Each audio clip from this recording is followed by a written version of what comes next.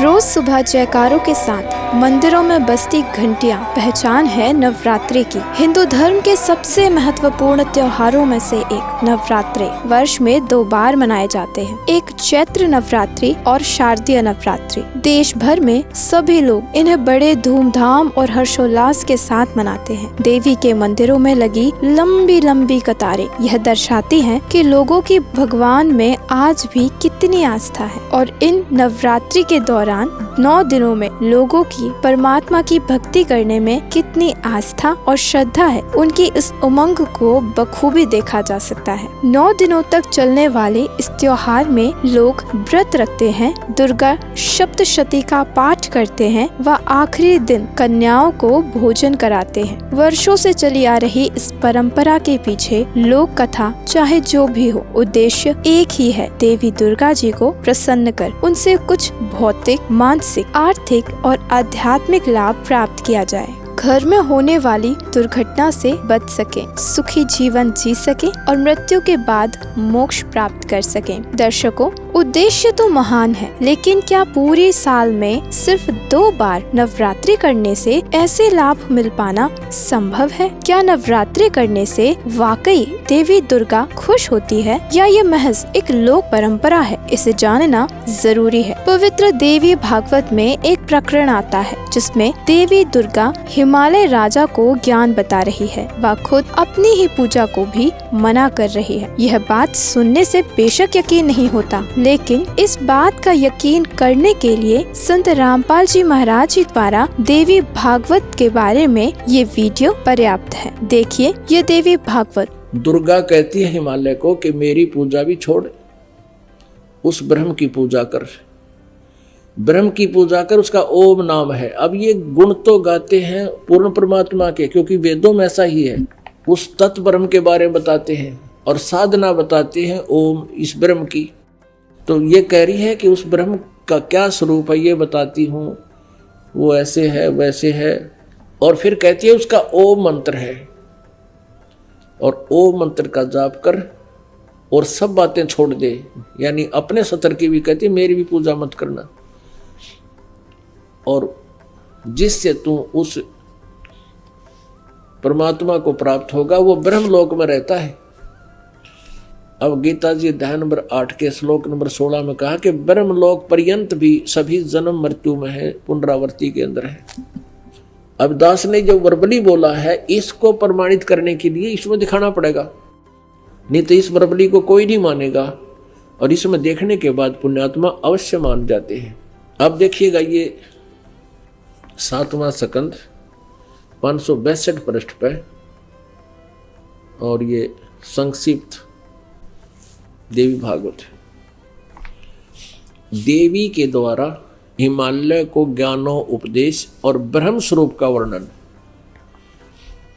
श्री देवी जी कहने लगी पर्वतराज, अब हम यहां से लेंगे, उस ब्रह्म का क्या स्वरूप है यह बतलाया जाता है, जो प्रकाश रूप सबके अत्यंत समीप में स्थित हृदय रूप गुहा में स्थित होने के कारण गुहाचर नाम से प्रसिद्ध है, महान पद अर्थात परम प्राप्य है।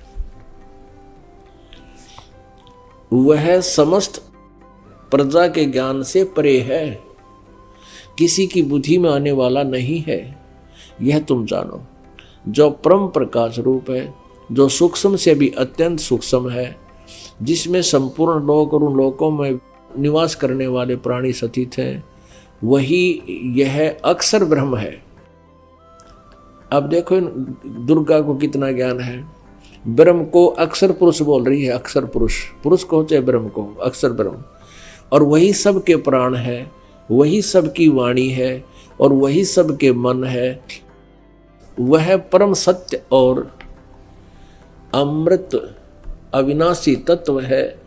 सौम्य, उस वेद ने योग लक्ष्य का तुम वेदन करो, मन लगाकर उसमें तन में हो जाओ।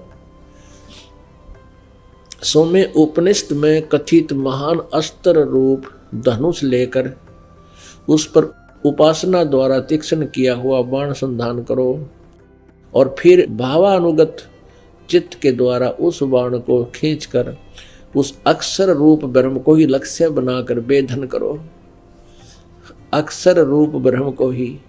और मंत्र बता रही है फिर, ओम धनुष है प्रणव, ओम धनुष है, जीवात्मा बाण है, ब्रह्म को उसका लक्ष्य कहा जाता है। यानी जीवात्मा, जीव जो है ओम का जाप करे, ब्रह्म प्राप्ति उद्देश्य हो, उस एकमात्र परमात्मा को ही जाने, दूसरी सब बातों को छोड़ दे। यानी कोई साधना नहीं करनी, मेरी भी नहीं करनी, सब छोड़ दे। इससे ये सिद्ध है, उस एकमात्र परमात्मा को ही जाने, दूसरी सब बातों को छोड़ दे। यही अमृत रूप परमात्मा के पास पहुंचाने वाला पुल है। संसार समुद्र से पार होकर अमृत स्वरूप परमात्मा को प्राप्त कराने का यही सुलभ साधन है। इस परमात्मा का ये देखो, उस हृदय में विविध रूप में प्रकट होने वाला परब्रह्म संचरण करता है, अंतर्यामी रूप से वर्तमान है। यहाँ परब्रह्म कह रहे हैं, कित अक्षर ब्रह्म कह रही है, फिर ब्रह्म की साधना बता रही है। ये देखो, ओम ओम ओम का नाम जप है और ब्रह्म उद्देश्य हो। अब है किसी को ज्ञान दुर्गा के, कभी अक्षर ब्रह्म कह रही है, कभी उसको ब्रह्म कह रही है, कभी फिर परब्रह्म लिख रही है। और यहाँ परब्रह्म बता रही है कि सबके हृदय में परब्रह्म बैठा है। इस आत्मा का ओम के जप के साथ ध्यान करो, इससे अज्ञान में अंधकार से सर्वथा परे संसार समुद्र से पार जो ब्रह्म है उसको पा जाओगे। यहाँ परब्रह्म, यहाँ अक्षर ब्रह्म और यहाँ फिर ब्रह्म को पा जाओगे। ओम नाम जपो, पुण्यात्मा अपने आप पता लग जाएगा अपने कौन कितने पानी में।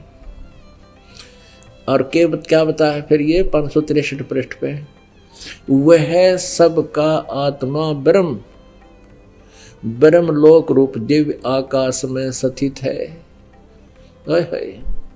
कहते हैं वो ब्रह्म लोक में रहता है।